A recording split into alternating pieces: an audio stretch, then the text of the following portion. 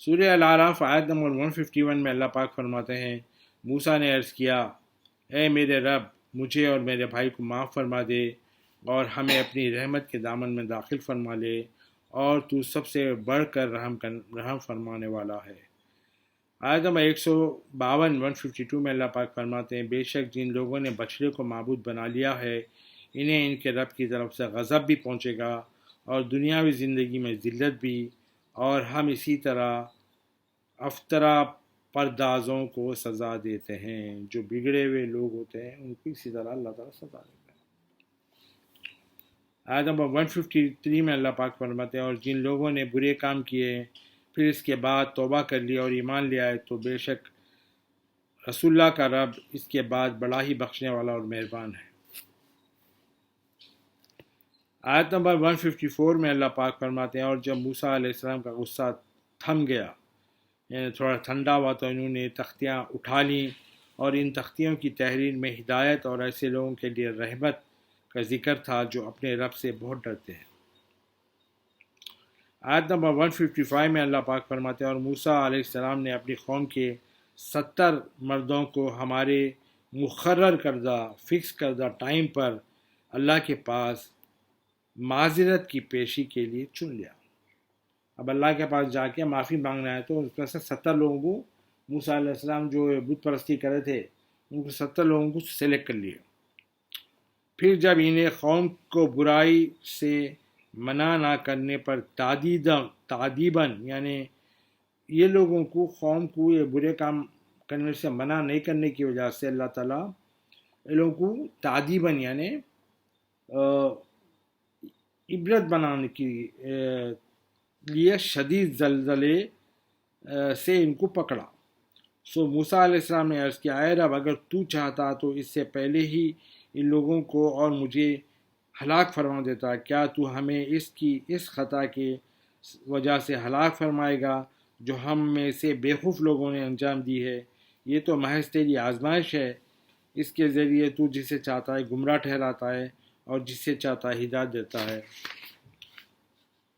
ہدایت فرماتا ہے، تو ہی ہمارا کارساز ہے، سو تو ہمیں بخش دے اور ہم پر رحم فرما، اور تو سب سے بہتر بخشنے والا ہے۔ آیت 156 میں اللہ پاک فرماتے ہیں، اور تو ہمارے لیے اس دنیا کی زندگی میں بھی بھلائی لکھ دے۔ موسیٰ علیہ السلام نے کہا، اور آخرت میں بھی بے شک ہم تیری طرف تائب اور راغب ہو چکے ہیں۔ باری تعالیٰ کا ارشاد ہوا، میں اپنا عذاب جسے چاہتا ہوں اسے پہنچاتا ہوں، اور میری رحمت ہر چیز پر کافی وسعت رکھتی ہے، کافی پھیلی ہوئی ہوتی ہے۔ سو میں عنقریب اس رحمت کو ان لوگوں کے لیے لکھ دوں گا جو پرہیزگاری اختیار کرتے ہیں اور زکوٰۃ دیتے رہتے ہیں، اور وہی لوگ ہی ہماری آیتوں پر ایمان رکھتے ہیں۔ آیت نمبر 157 میں اللہ پاک فرماتے ہیں، یہ وہ لوگ ہیں جو اس رسول صلی اللہ علیہ وآلہ وسلم کی پیروی کرتے ہیں جو امی لقب ہے، یعنی رسول اللہ کا لقب امی تھا، امی لقب نبی ہیں، یعنی دنیا میں کسی شخص سے پڑھے بغیر من جانب اللہ لوگوں کو اخبار غیب اور معاش و معاد کے علوم و معارف بتاتے ہیں۔ یعنی امی اس کو کہتے ہیں، یہ عرب میں لوگ کیا سمجھتے ہیں، جاہل کو بولتے ہیں، لیکن جاہل کو امی نہیں بولتے، امی اس کو بولتے ہیں جس کو اللہ تعالیٰ ڈائریکٹ پڑھایا ہے، انہوں نے دنیا میں کسی سے نہیں پڑھا۔ وہی ہے نا، اللہ تعالیٰ نے رسول اللہ کو ڈائریکٹ علم دیا ہے، اللہ تعالیٰ نے ان کو ٹرین کیا ہے، تو ان کا لقب امی ہے۔ یہ دشمنہ کیا کرتے ہیں، امی کو کچھ دوسرا جاہل ایسے باتیں کرتے ہیں۔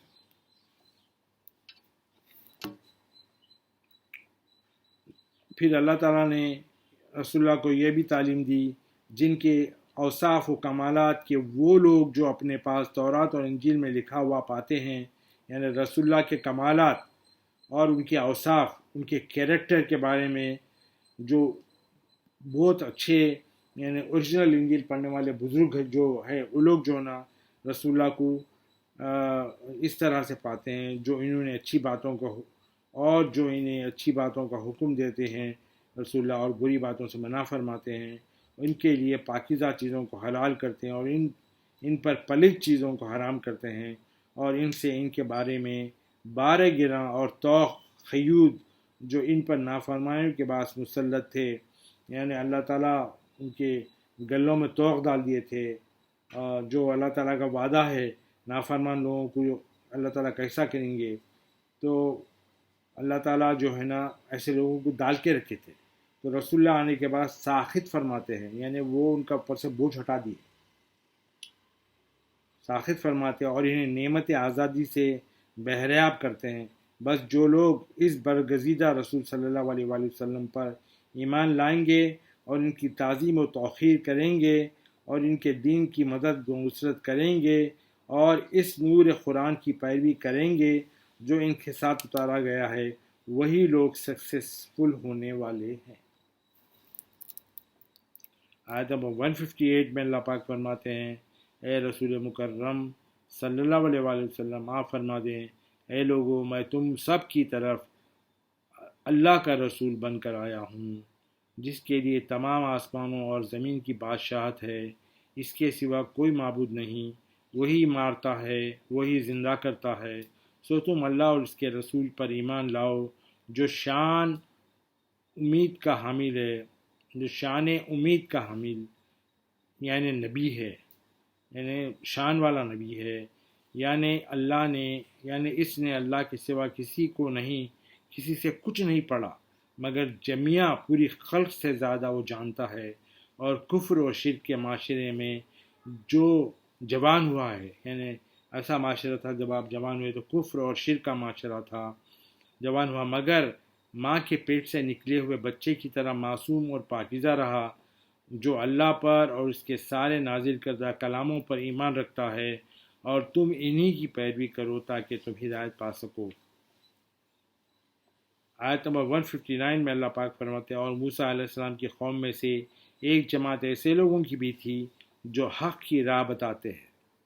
یعنی یہودیوں میں سے ایک قوم ایسی تھی جو سیدھا رستہ بتانے والی بھی تھی اور اسی کے مطابق عدل پر مبنی فیصلے کرتے ہیں۔ آیت نمبر 160 میں اللہ پاک فرماتے ہیں، اور اللہ تعالیٰ نے انہیں گروپ بائی گروپ 12 قبیلوں میں تقسیم کر دیا تھا یہودیوں کو، اور اللہ تعالیٰ نے موسیٰ علیہ السلام کے پاس یہ وحی بھیجی جب اس کی قوم نے پانی مانگا تو موسیٰ علیہ السلام کو اللہ تعالیٰ نے کہا اپنا عصا پتھر پر مارو، سو اس میں سے 12 چشمے پھوٹ نکلے، پھر ہر قبیلہ اپنا گھاٹ معلوم کر لیا، اور اللہ تعالیٰ نے ان پر ابر کا سائبان تان دیا، یعنی ان کو سایہ کرنے والا دھوپ نہیں آنا بلکہ ابر کا سائبان بھی اللہ تعالیٰ تان دیے تھے، اور اللہ تعالیٰ نے ان پر منو سلوہ اتارا اور ان سے فرمایا جن پاکیزہ چیزوں کا رزق ہم نے تمہیں عطا کیا ہے اس میں سے کھاؤ، مگر نافرمانی اور کفران نعمت کر کے انہوں نے ہم پر ظلم نہیں کیا بلکہ وہ اپنی ہی جانوں پر ظلم کر رہے تھے۔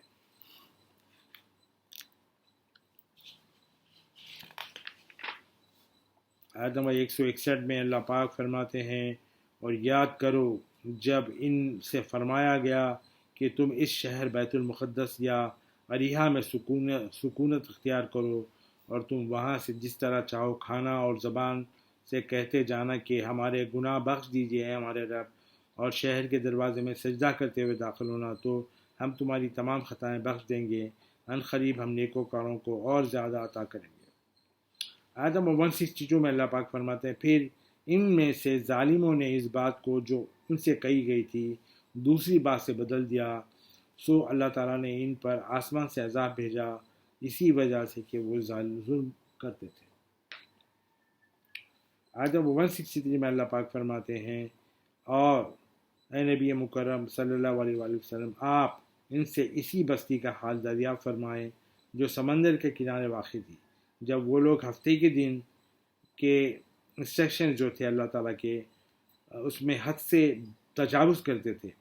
یہ اس وقت ہوا جب ان کے سامنے ان کی مچھلیاں ان کی تعظیم کردہ ہفتے کے دن کو پانی کی سطح پر ہر طرف سے خوب آنے لگیں، اور باقی ہر دن جس کو وہ یوم شنبہ کی طرح تعظیم نہیں کرتے تھے مچھلیاں ان کے پاس نہ آتی۔ اسی طرح اللہ تعالیٰ ان کی آزمائش کر رہے تھے بائیں وجہ کہ وہ نافرمان تھے۔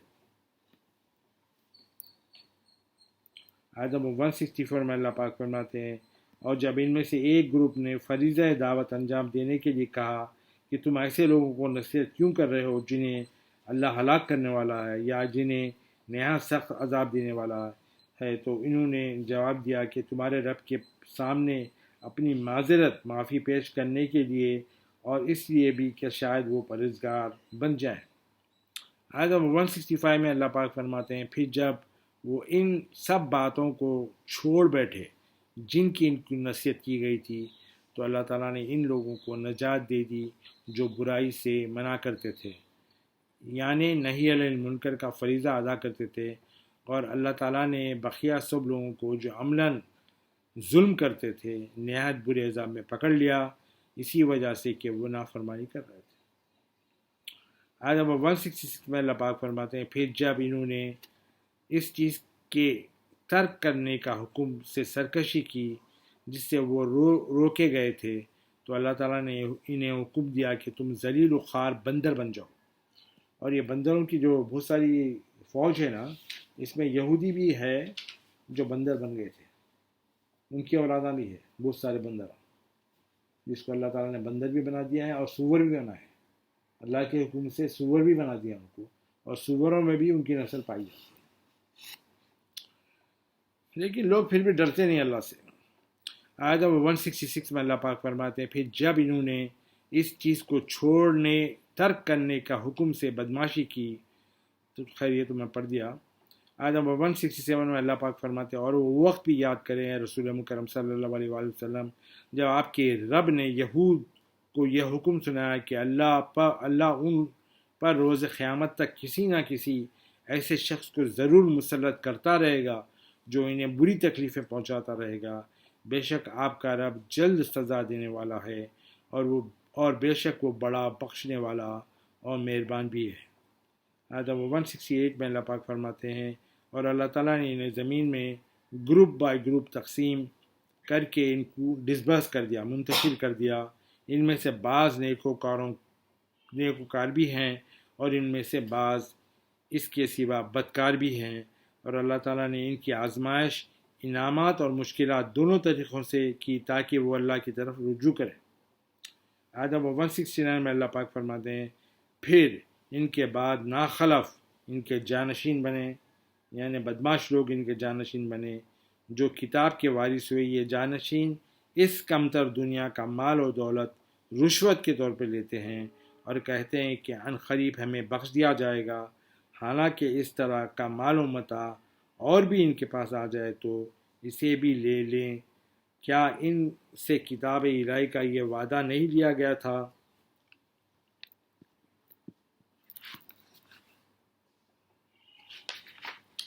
کہ وہ اللہ کے بارے میں حق بات کے سوا کچھ نہ کہیں، اور وہ سب کچھ پڑھ چکے تھے جو اس میں لکھا تھا، اور آخرت کا گھر ان لوگوں کے لیے بہتر ہے جو پرہیزگاری اختیار کرتے ہیں۔ کیا تم سمجھتے نہیں؟ آیت نمبر 170 میں اللہ پاک فرماتے ہیں، اور جو لوگ اللہ کی کتاب کو مضبوط پکڑے رہتے ہیں اور نماز پابندی سے قائم رکھتے ہیں، تو بے شک اللہ تعالیٰ ان کی اصلاح کرنے والوں اور بے شک اللہ تعالیٰ اصلاح کرنے والوں کا اجر ضائع نہیں کرتے۔